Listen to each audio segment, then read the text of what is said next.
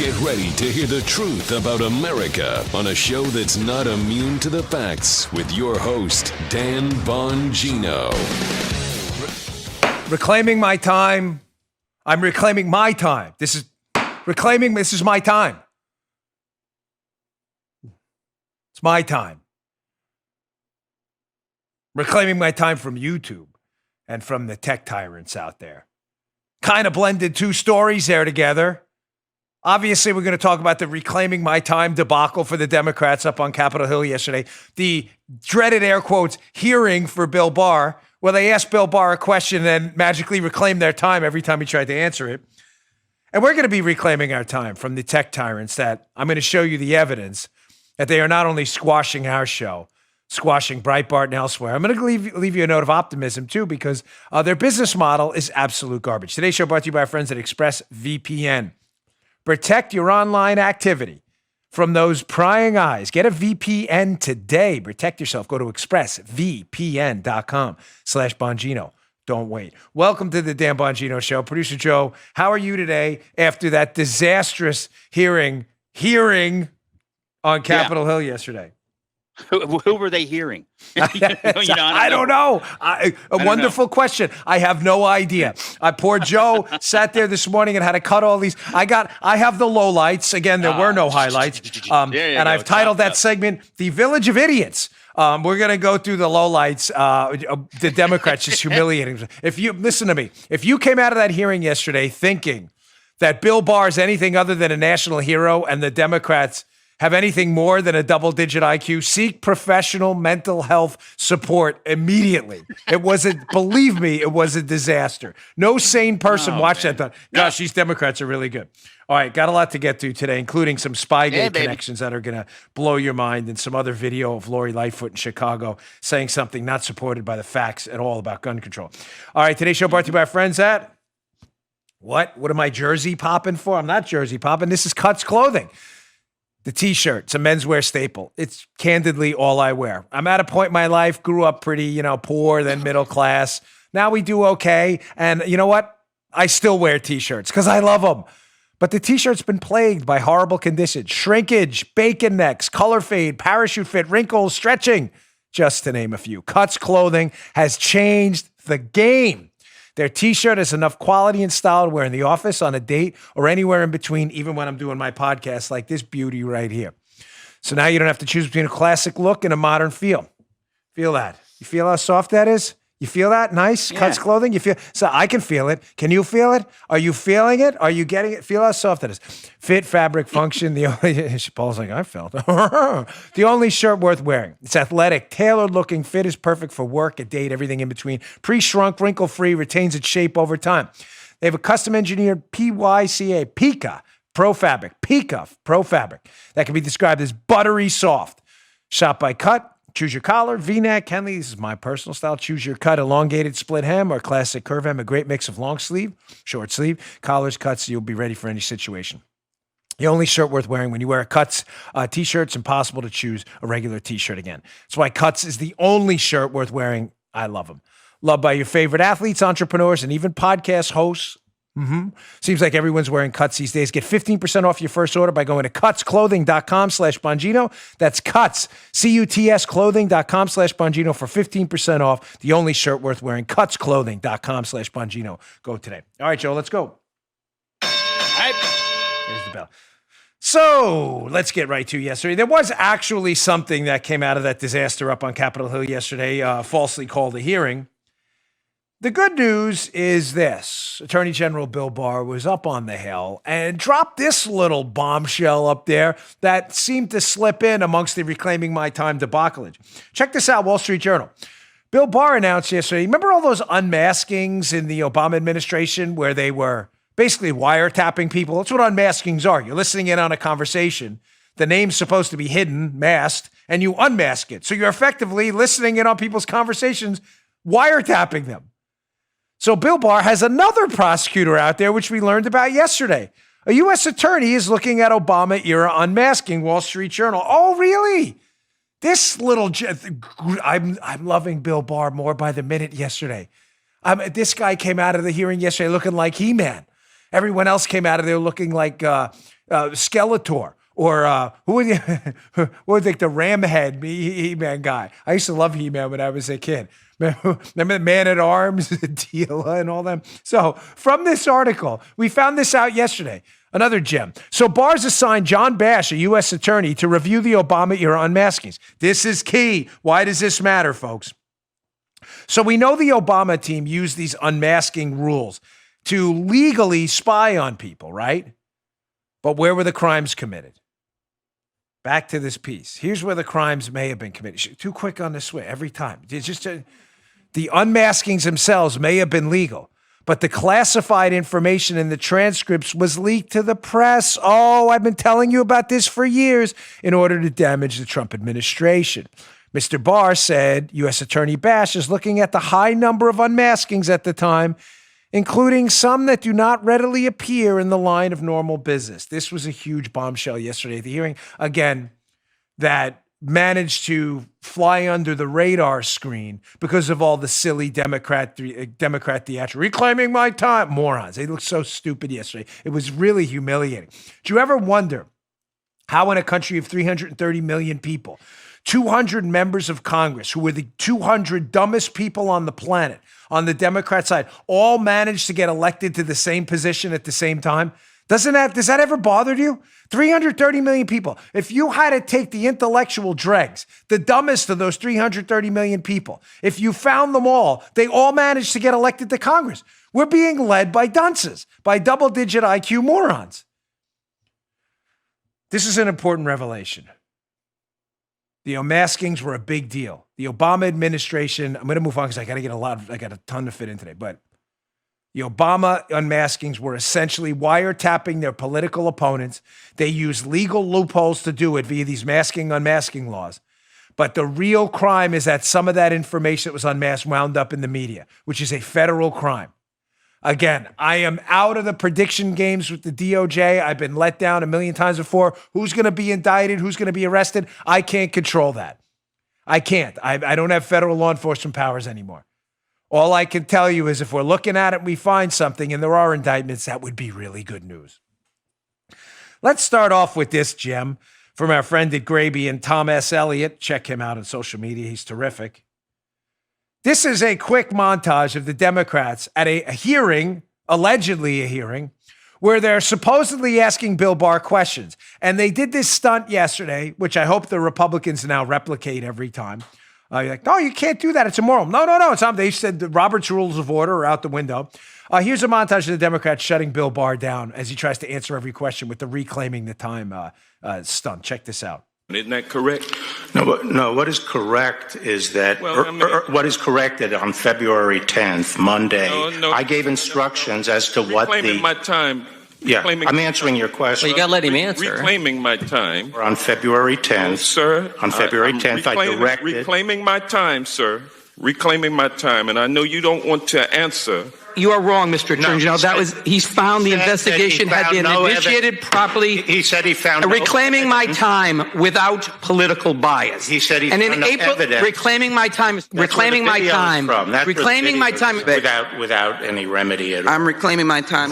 When people resist law enforcement, they're not peaceful. Reclaiming my time. I'm surprised at your lack of respect. Gentleman does not have the time. I don't want the time. I want the Attorney General to be able to have enough time to respond to accusations and questions asked him, and you guys not cut him off. What you want is irrelevant. Do you have anything you want to say in response to the speeches that have been given by the other side, and then you've been cut off? Yeah, well, let's on Lafayette. The gentleman's time has expired. Tell me the name of the cases. I don't have the name of the cases. Where South were Carolina and Alabama. You'll have a chance to comment after your testimony is done here today. That it is not a self-defining term, as they only got 2 minutes, sir. That they recognized, Mr. Barr. If I but this is a hearing. I thought I was the one that was supposed to be heard. Well, and I'm going to get there. What was the point of that? I listened to that whole thing yesterday. What was the point? I don't understand what the point of that was. Did you hear that one dope from Arizona? The Democrat was his name, Stanton. He's like, no, you'll have a chance to comment when the hearing's over. Well, what's the point of the hearing? Right, Joe? You get here. If you don't need Barr's comments, You're a congressman. Go in front of the microphones on C-SPAN, give your speech, and Barr can respond from the DOJ. What's the point? Of course, there was never a point, ladies and gentlemen. The Democrats are double-digit IQ morons who all managed to get elected at the same time to positions of power to lord over us. The dumbest people in the country wound up finding their way in one fell swoop to Capitol Hill at the same time. I listened to the whole thing scratching my head. So let's go through the village of idiots. Here's idiot number one, the absolutely hapless, fake tough guy loser from Rhode Island, David Cicilline, a Russian conspiracy theory hoaxer who still lies to his constituents, is a disgrace to his constituents. Anyone who knows this guy, how does this guy wake up and look his family in the eye? He was one of the big collusion hoaxers. He got caught in the biggest lie, promoting the biggest scandal and defending the weaponization of government. That's who this guy is. Defending anti-First Amendment political spying. Despite the fact that he got busted lying numerous times and was humiliated on every interview he did on Fox, Cicilline, this loser, he goes again yesterday up in front of the alleged hearing and leaves out a significant piece of information about political bias when he said this. Check this out. In December 2019, the Justice Department's own Inspector General, your department's, Michael Horowitz, found that the investigation had been initiated properly and without political bias. Isn't that correct? No. It's not correct? That was not Mr. Horowitz's finding? No. He said... You are wrong, Mr. Attorney General. Okay. Now, Cicilline's a fascinating little loser because Cicilline leaves out these key facts about what Horowitz said. Now, you may say, well, Dan, how do you know that? Because I have the actual video of Horowitz saying it. Cicilline says, well, Horowitz said that, the initiation was... Horowitz did say that it was initiated. He didn't have any evidence. The investigation was initiated without political bias. But then Horowitz went on, the Inspector General for the Justice Department, which Cicilline, because he's a conspiracy theorist hoaxer and a liar and a discredited zero.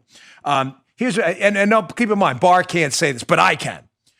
Here's what Horowitz actually said. Let's play two clips about what the real political bias was, which Cicilline left out. Check this out. Is it correct that you found no evidence that the investigation was motivated by anti-Trump or political bias? Is that correct? We found no evidence that the initiation of the investigation was motivated by political bias. It gets murkier. The question gets more challenging, Senator, when you get to the FISA and when you get to the attorney's actions, for example, in connection with that FISA. Did they have a duty to report to their supervisors and eventually to the court exculpatory information? Absolutely. They did not. They did not. Why? That's the question I can't specifically answer for you. Can you say it wasn't because of political bias? On decisions regarding those FISA matters, I do not know their state of mind at this point. Okay, so just to be clear, because that's not me in like a Michael Horowitz costume. Yeah, but that would be some really good makeup. That's Horowitz himself contradicting what Cicilline said. Cicilline, so you're saying this thing was initiated without political bias. And then he went on to caveat it by saying, well, he couldn't eliminate political bias for the decisions later in the FISA. Cicilline leaves that out because he's a liar. And I'm really sorry if you believe this zero. I'm really sorry. You may say, gosh, so Horowitz didn't say there was no political bias in the case? No, that's not what he said.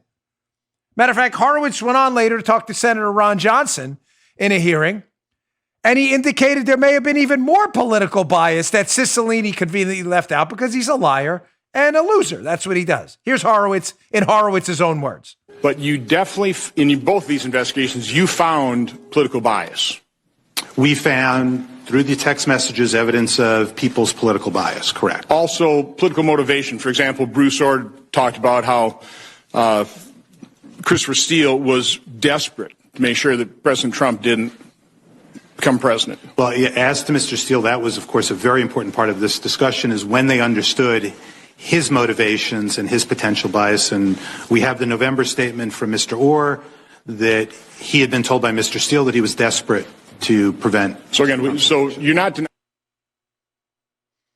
Joe, did I hear that right? So he did find political bias. I'm just checking. Okay, I did. Paula, did I hear that right? Yeah. Okay, good. Thank you. Again, come to this show if you're interested in the facts.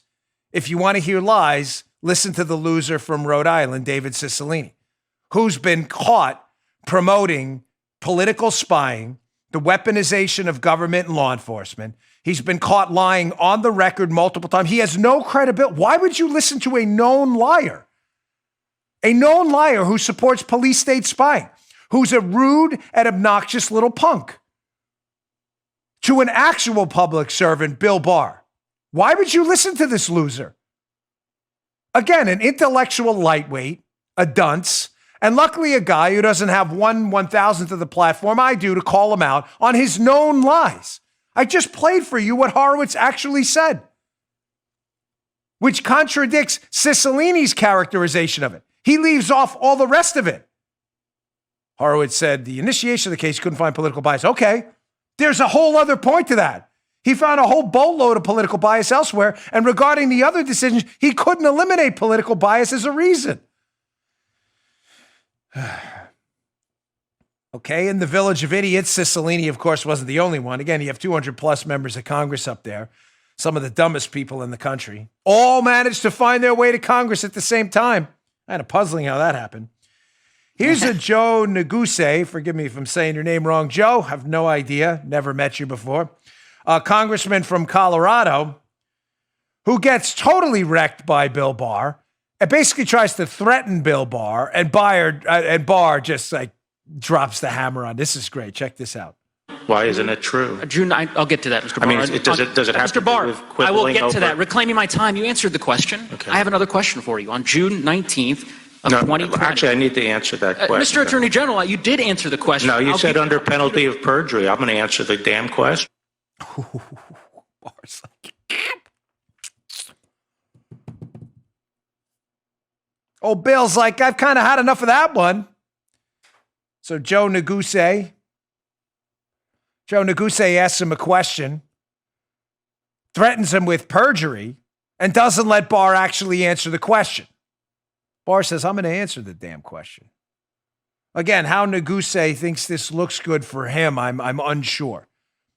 Neguse may think this looks good to the 10% of radical leftist lunatics in the country. To the rest of us, you look like a dunce.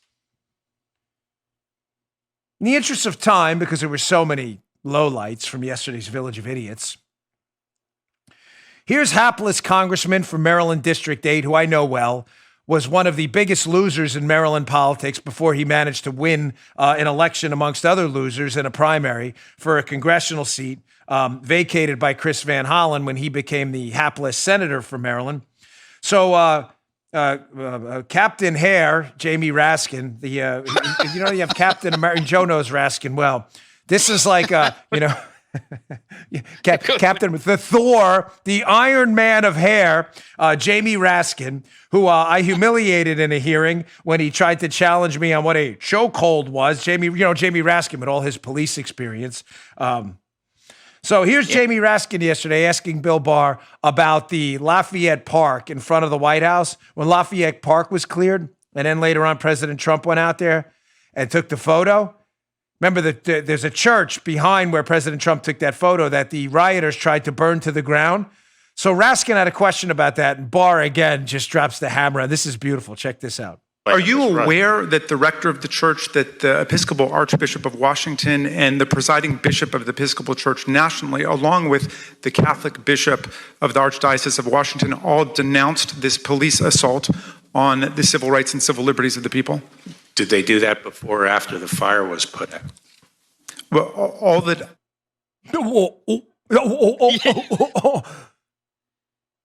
The hair pirate, Jamie Raskin's like, I don't remember exactly. Yeah. You mean, did they do that after the rioters tried to burn the church? So the church leaders, if you go to that church, by the way, seriously reevaluate that.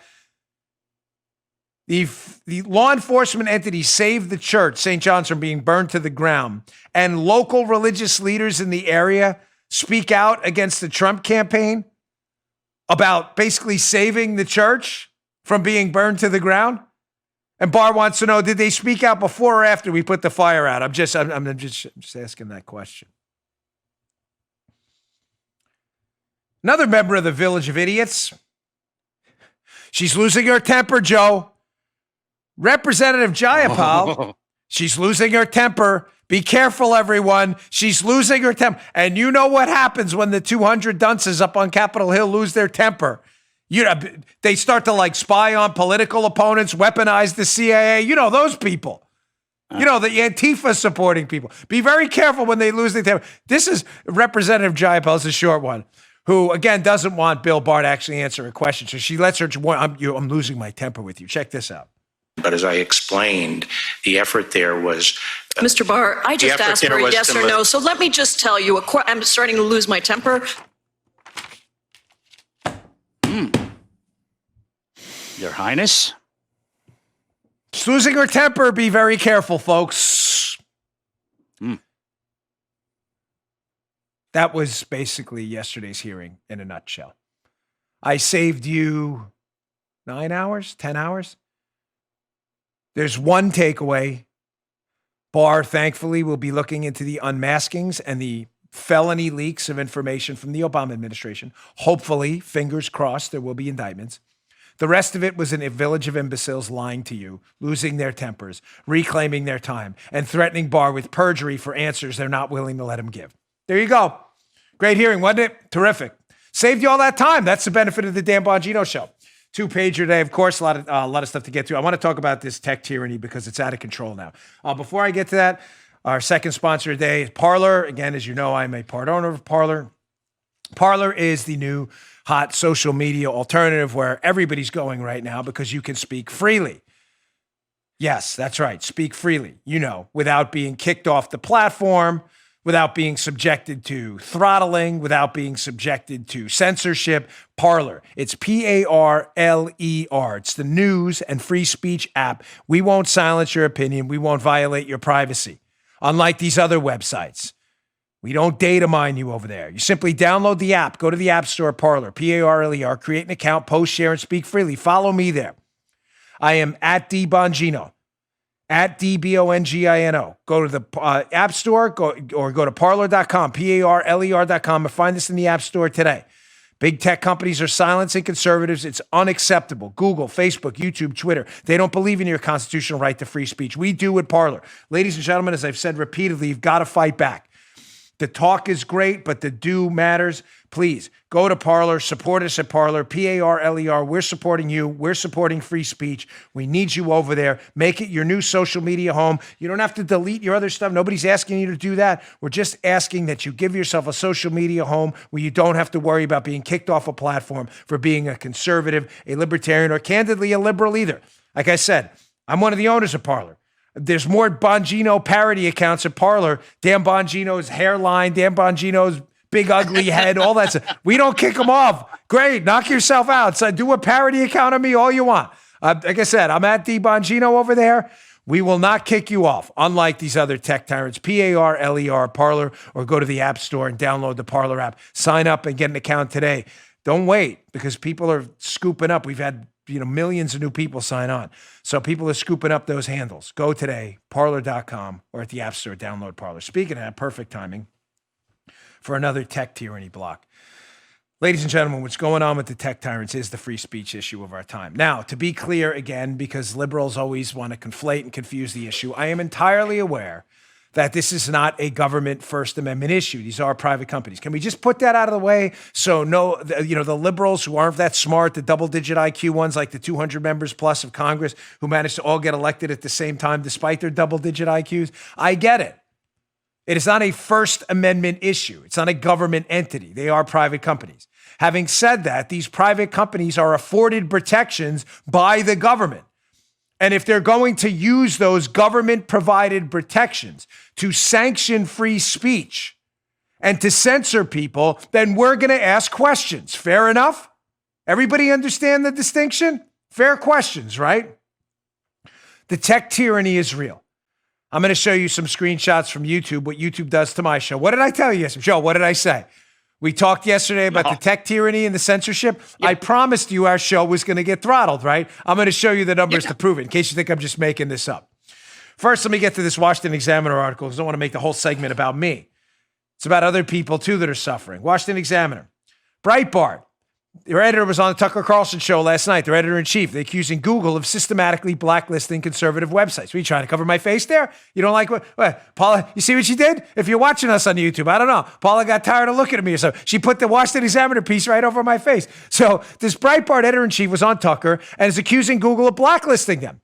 Before I get to the screenshot from the piece, basically, Alex Marlow was on last night on Tucker, and in essence said this, that, Joe, if you go to Google and put in whatever, Joe Biden, Trump, 2020 election. Don't fix that. No notes. That was funny. I like that. No fixing. Drew, do not fix that. I enjoyed it that she put the thingy over my face. No fix. I see her taking notes. So Marlow was on Tucker's show last night and said, if you put in Biden, Trump, 2020 election, and Breitbart has a really kind of article, a good article. You get what I'm saying? That article is not going to appear until you're like 72,000 pages into the search results. Well, why not? Breitbart's an established right-leaning website. Why wouldn't they appear? The Daily Caller, another website I use a lot. Great stories. They've had people over there, Chuck Ross and others, who have been way, way, way ahead of the news breaking on the Spygate stuff. Why aren't they on page 1 or 2? Ladies and gentlemen, just try it. If you think I'm messing with you, just try it.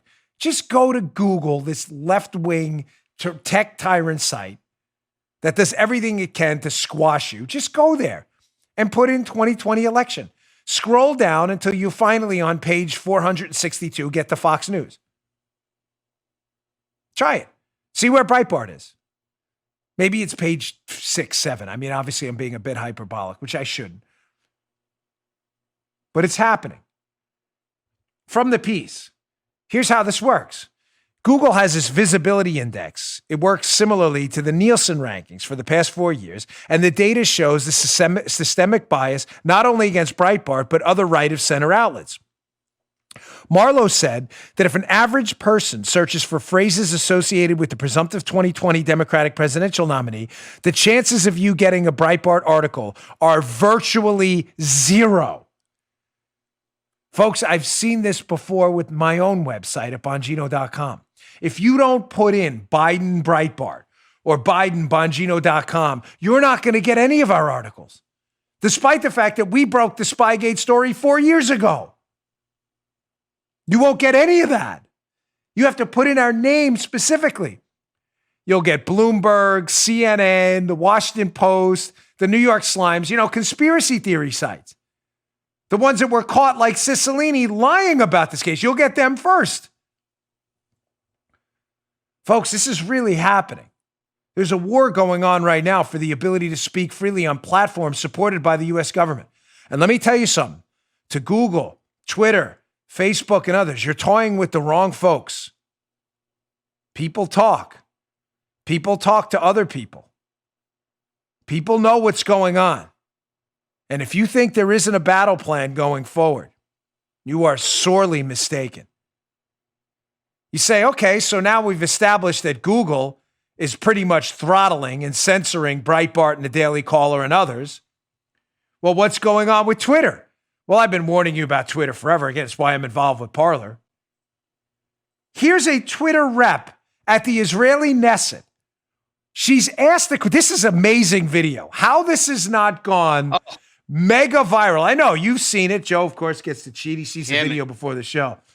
A Twitter rep is asked by a member of the Israeli Knesset, so the Ayatollah Khomeini and the Iranian Death to America crowd can tweet about homicidal genocide against Jews, Israel, and elsewhere. That's okay. But when Trump tweets about the riots, you have to put a warning on his stuff. He's like, we just want to get you on the record there. And listen to the Twitter rep. She's the female talking at the beginning. Listen to her incredible response on this. Check this out. We have an approach to world leaders that presently say that direct interactions with fellow public figures, comments on political issues of the day, or foreign policy saber rattling on military economic issues are generally not in violation calling of for our genocide Twitter rules. is okay, but commenting on politics is not, just so we understand. I just want to fine-tune the question. Calling for genocide on Twitter is okay, but commenting on political situations in certain countries is not okay?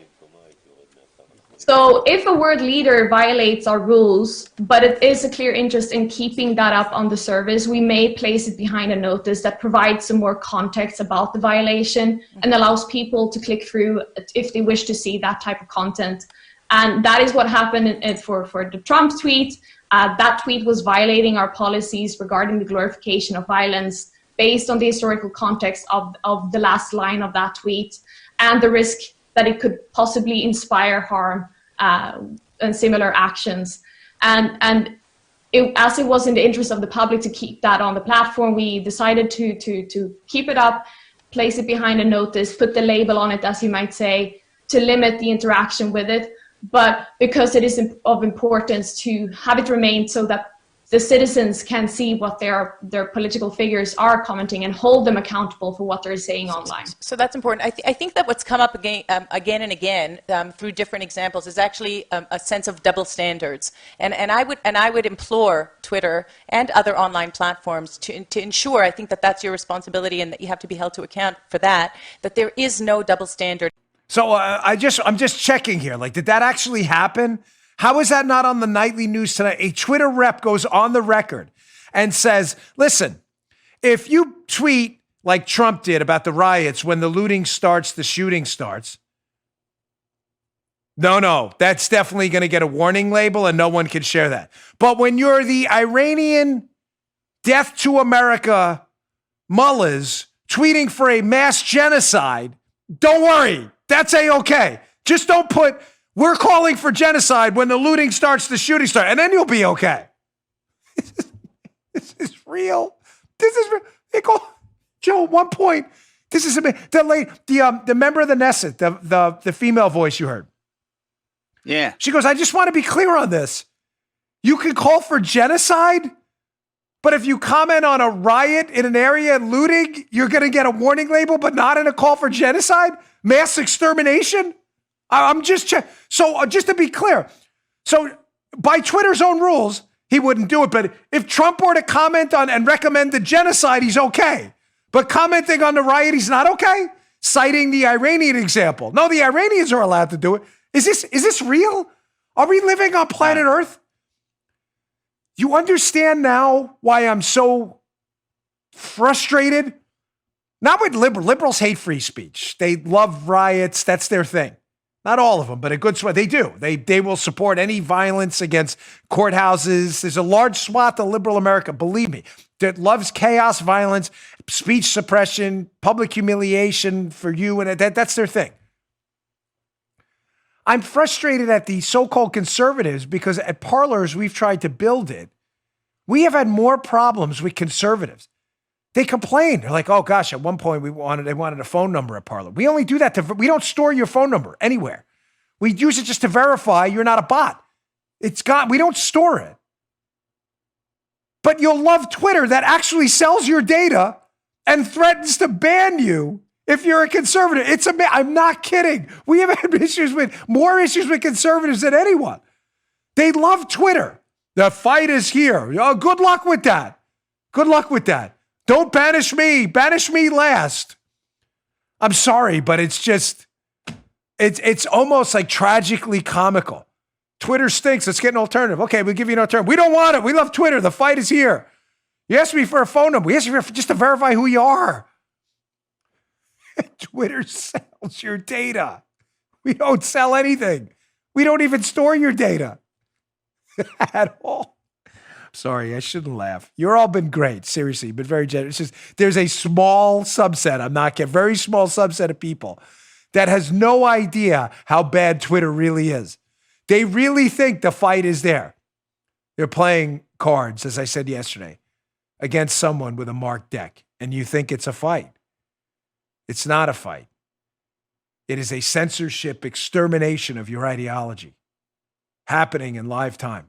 She just admitted it. If you're Trump, don't tweet about riots. But if you're an Iranian tweeting about a mass genocide, that's A-okay. Whew. Now, you think this fight isn't real for us? What did I warn you about yesterday?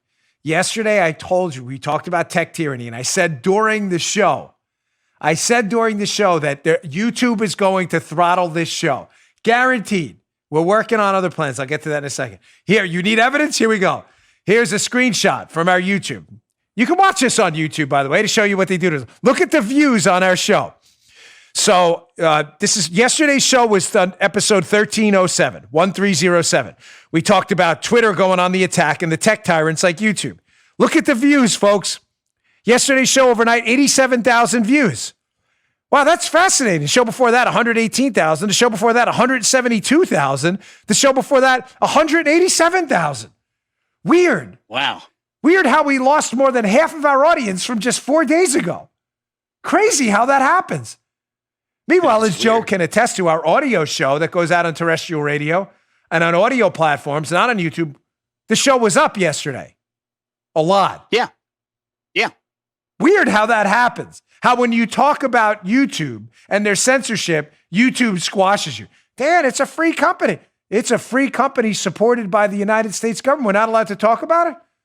Again, so you're allowed to go to my site, Parler, crap all over me and start like Dan Bongino's big ears as a pack. Yes, you are. Go right ahead. Knock yourselves out. I'm not kidding. I believe in free speech. Does YouTube? God forbid you mention any issues with YouTube. YouTube shuts you down. You're telling me, you say, oh, Dan, that's an isolated example. Is it? Check out this one. Here's another screenshot from last week. So last week, we brought up a controversial, Joe, air quotes, topic.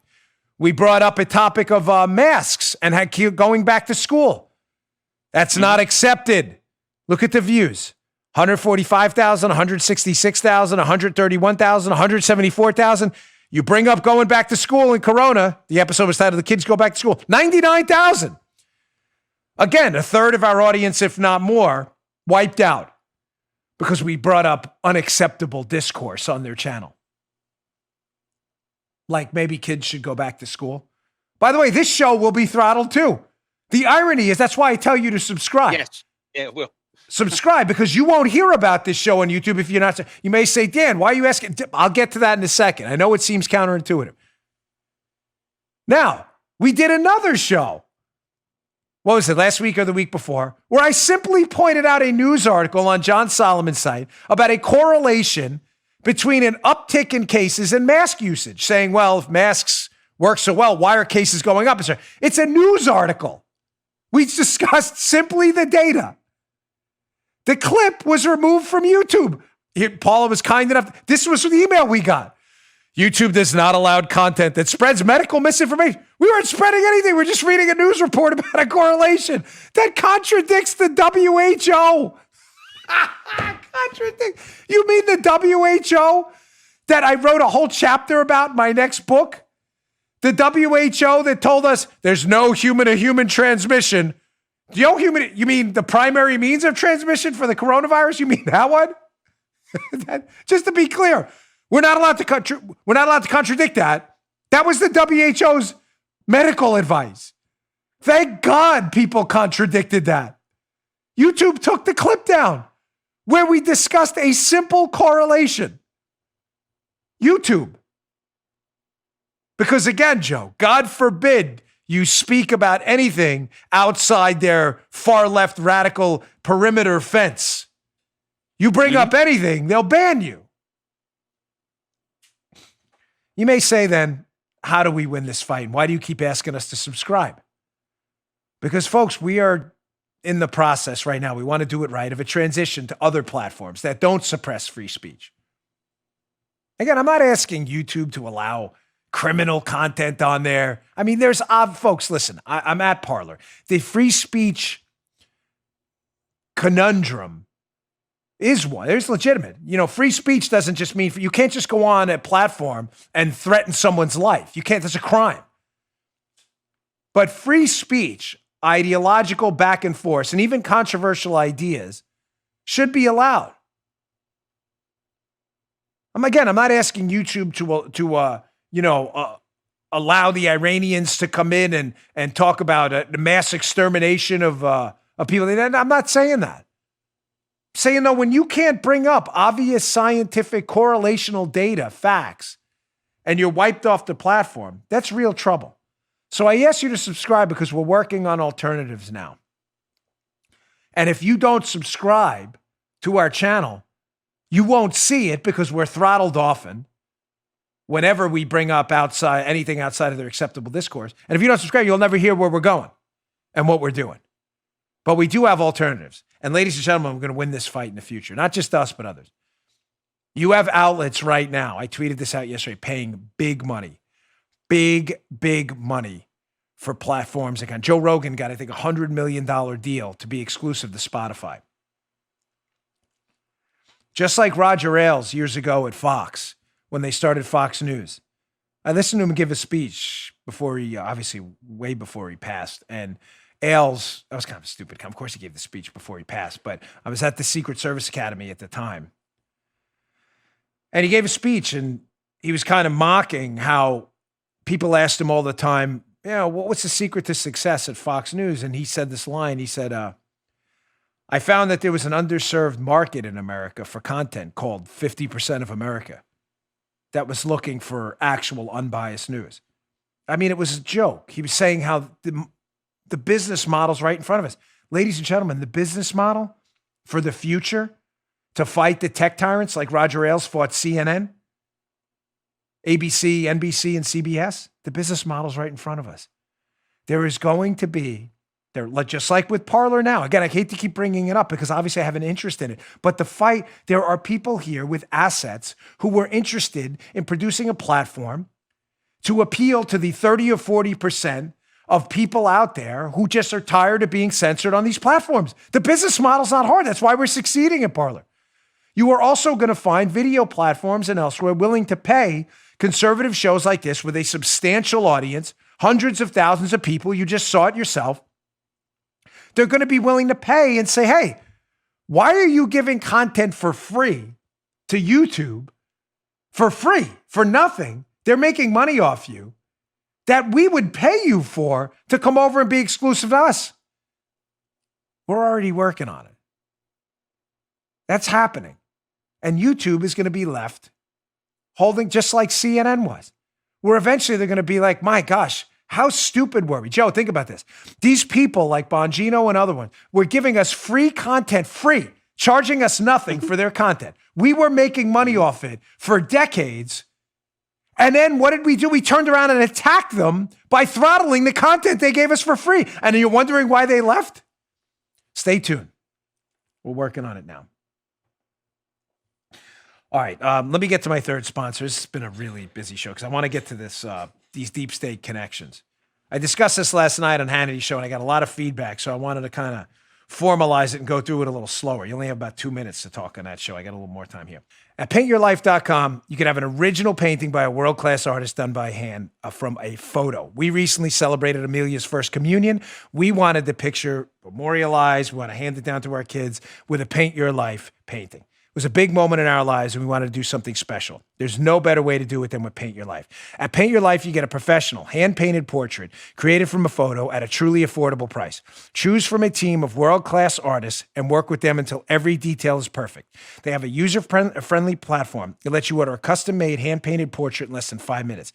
These portraits are gorgeous. You can hand them down to your kids. They make amazing gifts, anniversaries, birthdays, whatever it is. Go to Paint Your Life. Check them out. It's a gift that's meaningful. It's personal, can be cherished forever. They are beautiful.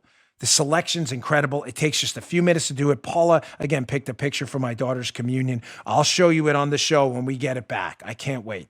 They arrive, get a hand-painted portrait, maybe about 3 weeks. They're really terrific. I'll show you it first here. You're going to love it. At paintyourlife.com, there's no risk. If you don't love the final painting, your money's refunded, guaranteed. And right now is a limited time offer. Get 20% off your painting. That's right, 20% off and free shipping. To get this special offer, text the word Dan, D-A-N, to 64,000. That's Dan to 64,000.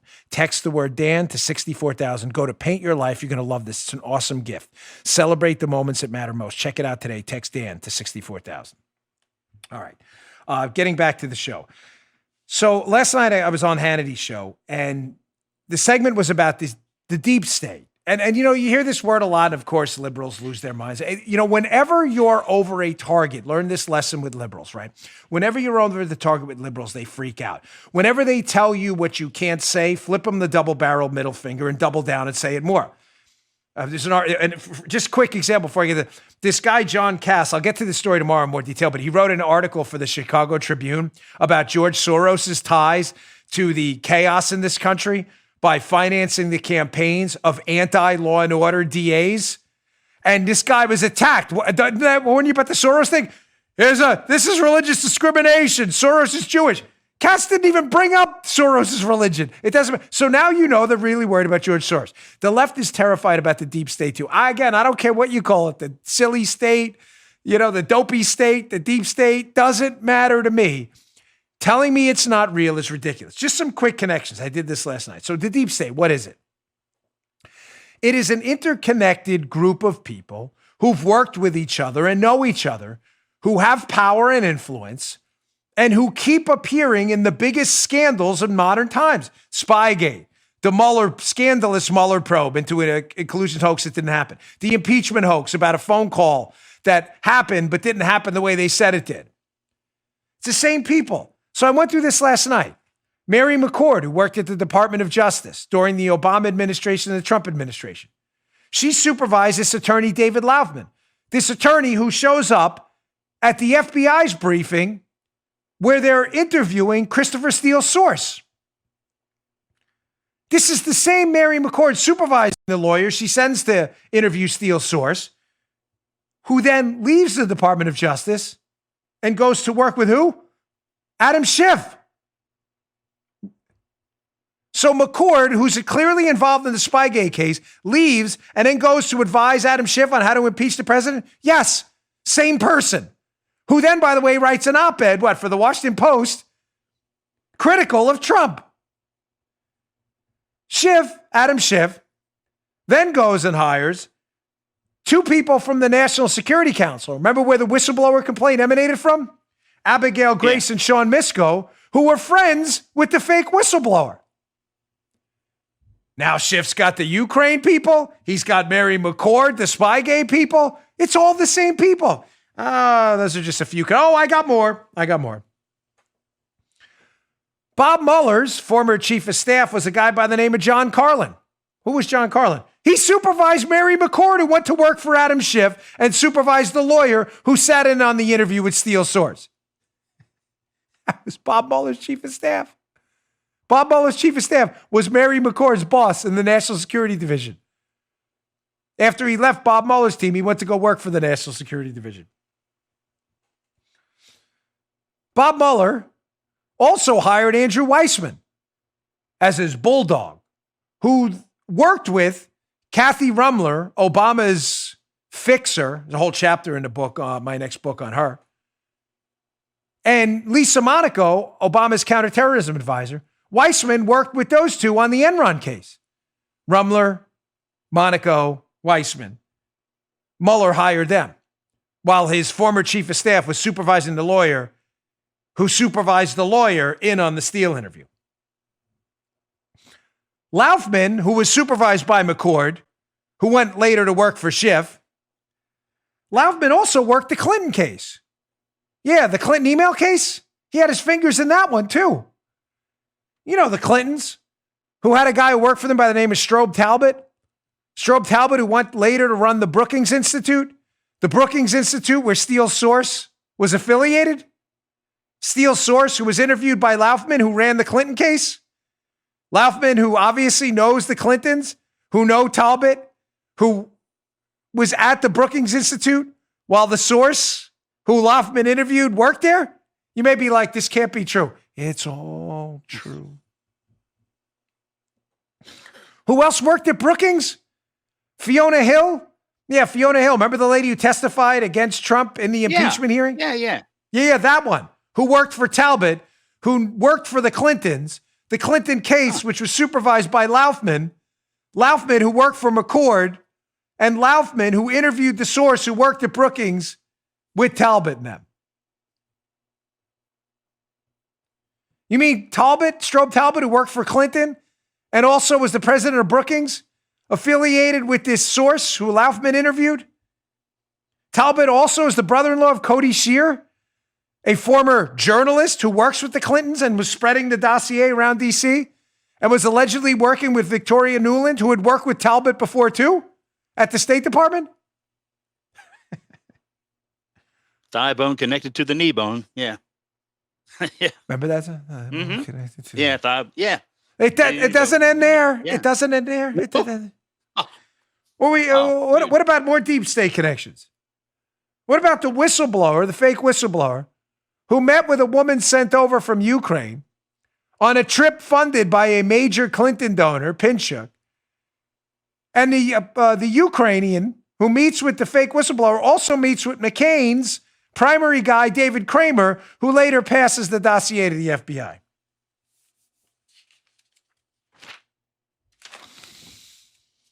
No, ladies and gentlemen, the deep state's all a big fabrication.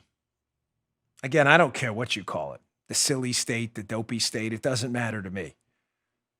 But as I said last night, if you don't think the deep state and these people who have embedded themselves in the federal bureaucracy, the think tanks, in the FBI, the Justice Department, and elsewhere, all know each other and having conspired to take down this president, you think it's just by chance of the millions of lawyers, agents, and cops across the country that these people magically show up in every single anti-Trump scandal?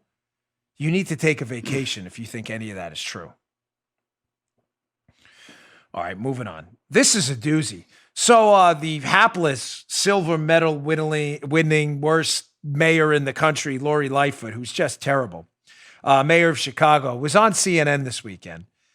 And she conveniently leaves out the facts here. Now, whenever Democrats want to make an argument, be prepared against gun control. I pride myself in the ability to get out ahead of this stuff for you.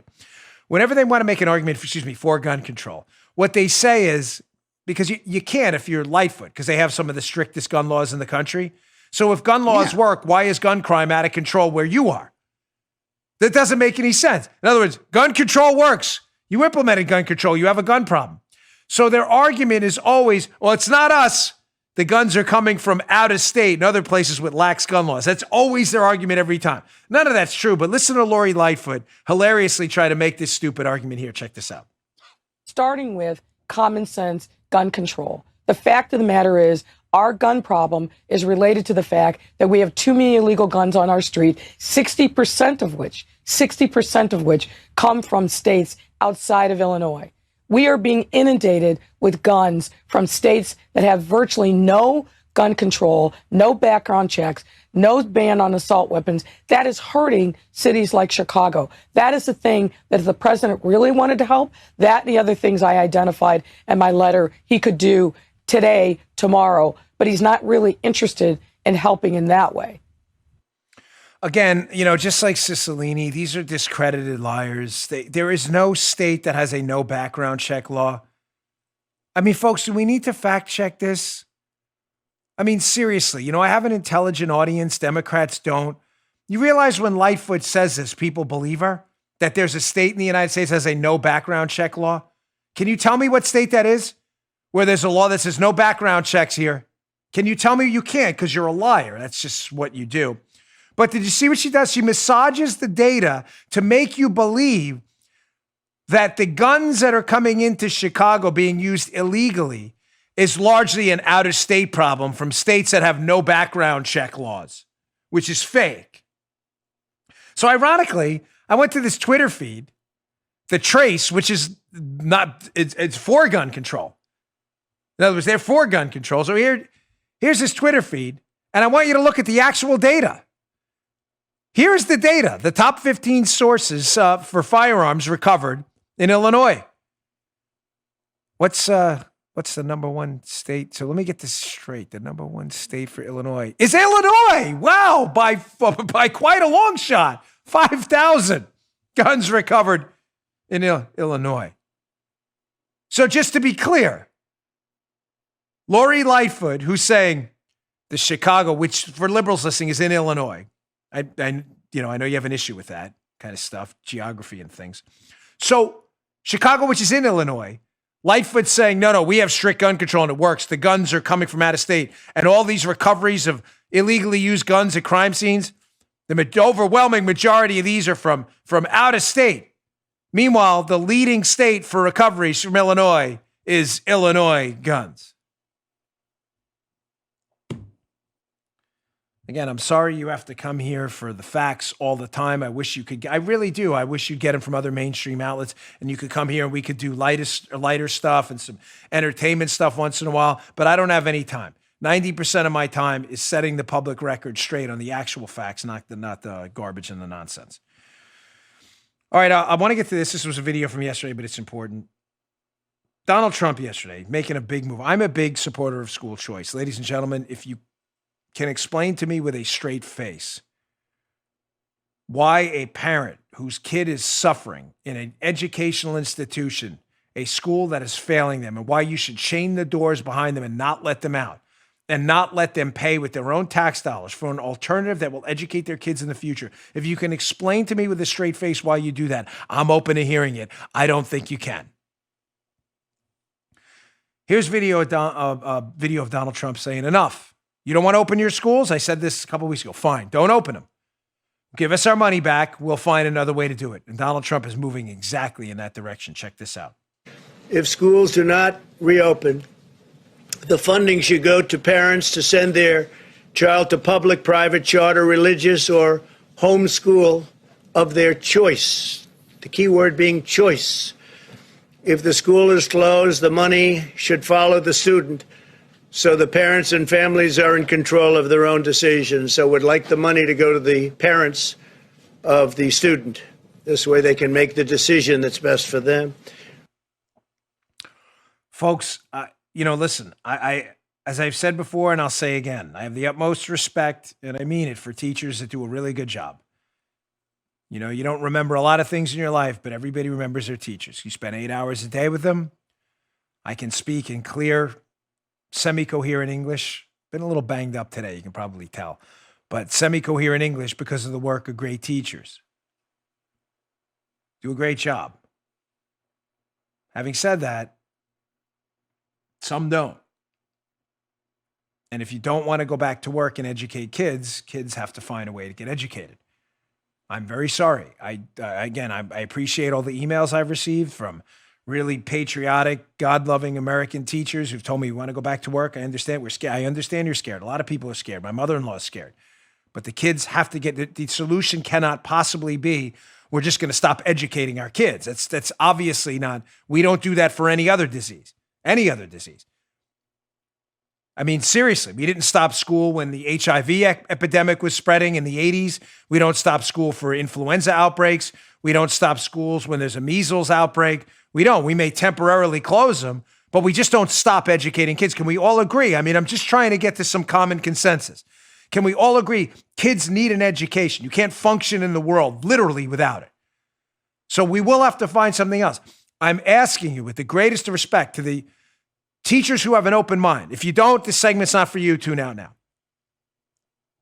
This position by the unions that we're not opening schools and we're going to protest and we're going to go out there and do safety, which is ironic. You're going to go out there and protest and gather around other people, but you're not going to educate the kids and you're saying it's for safety. You understand how that doesn't, there's a disconnect there, right?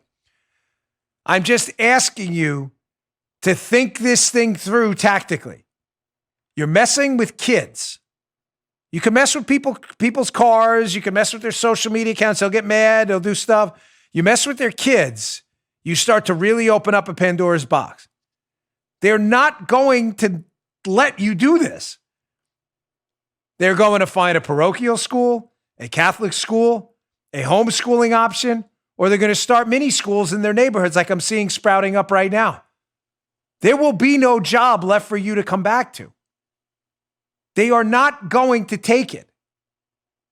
Again, I'm sure we'll get throttled by YouTube for this today, for all of our commentary, but that's okay. We fight the good fight here. And if it costs us money, it's money worth being costed. That's A-okay with me. It's time to go back to school.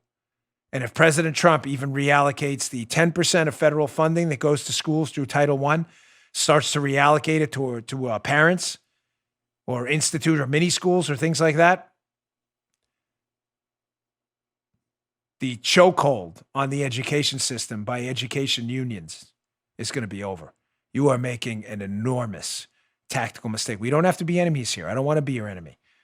You teach my kids. I trust you. I hope you trust me too, to support you. We do a lot for schools. We don't need to talk about it now. I'm not patting myself on the back. We do it because it matters. I wanted to do a cash award thing for teachers. I like them that much, especially my daughters. They were really terrific. I'm saying as a friend that I mean it. This is a really, really bad idea that is going to backfire in spectacular fashion if you double down on this. Parents are not going to watch their kids sit in the house all the time. What was that look about? What? Something going on? She said, Paula's giving me a look over there. I thought it was med school. Don't do it. Don't do it. We'll find a way. We got to keep you safe. All right? I'm with you. Let's not be enemies on this. All right, folks, thanks again for tuning in. I really appreciate it. Please subscribe to our YouTube so when we get an alternate platform, you'll know where to go. YouTube.com/Bongino. Please subscribe to the show on Apple Podcasts, Bongino.com, and elsewhere. We really appreciate it. We've had a great week this week outside of the YouTube throttling. It's been excellent on audio. We really appreciate that. See you all tomorrow. You just heard Dan Bongino.